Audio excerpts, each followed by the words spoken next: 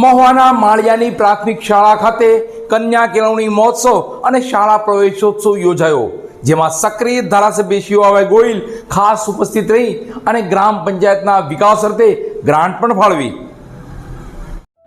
મહુવાના માળિયાની પ્રાથમિક શાળા ખાતે કન્યા કેળવણી મહોત્સવ અને શાળા પ્રવેશોત્સવ યોજાયો હતો, જેમાં સક્રિય ધારાસભ્ય શિવાભાઈ ગોહિલ ખાસ ઉપસ્થિત રહ્યા હતા.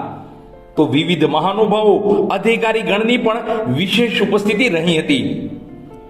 યશસ્વી વડાપ્રધાન નરેન્દ્ર મોદીજી જ્યારે પ્રથમ વખત ગુજરાતના મુખ્યમંત્રી બન્યા ત્યારે શાળાઓમાં પ્રવેશોત્સવ કાર્યક્રમની શરૂઆત કરવામાં આવી હતી.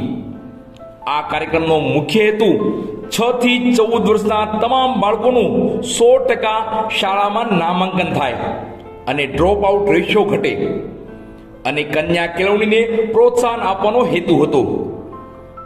મહુવાના માળિયાની પ્રાથમિક શાળા ખાતે યોજાયેલા કન્યા કેળવણી મહોત્સવ અને શાળા પ્રવેશોત્સવમાં ખાસ મહુવાના સક્રિય ધારાસભ્ય શિવાભાઈ ગોહિલ, જિલ્લા પંચાયતના પૂર્વ સદસ્ય વલ્લભભાઈ જોડિયા, સીડીપીઓ વર્ષાબેન પંડ્યા, રવિન્દ્રભાઈ મકવાણા, મહુવાના નગરસેવક ભરતભાઈ બામણિયા, ભારતીય જનતા પાર્ટીના જયપાલસિંહ વાળા, વિજયભાઈ ઝગડ ખાસ ઉપસ્થિત રહ્યા હતા. આ કાર્યક્રમમાં બાળકોને પ્રવેશોત્સવની સાથે વિવિધ યોજાયેલી સ્પર્ધાના વિજેતાને ઇનામ આપી પ્રોત્સાહિત કરવામાં આવ્યા હતા. કાર્યક્રમના અંતે બટુક ભોજનનું સુંદર આયોજન થયું હતું. તો વિવિધ દાનના સંયોગ બદલ સરપંચ મુકેશભાઈ, તેમના મિત્રો અને મેપાભાઈનું ધારાસભ્ય શિવાભાઈ ગોહિલે શાલ ઓઢાડીને સન્માન કર્યું હતું.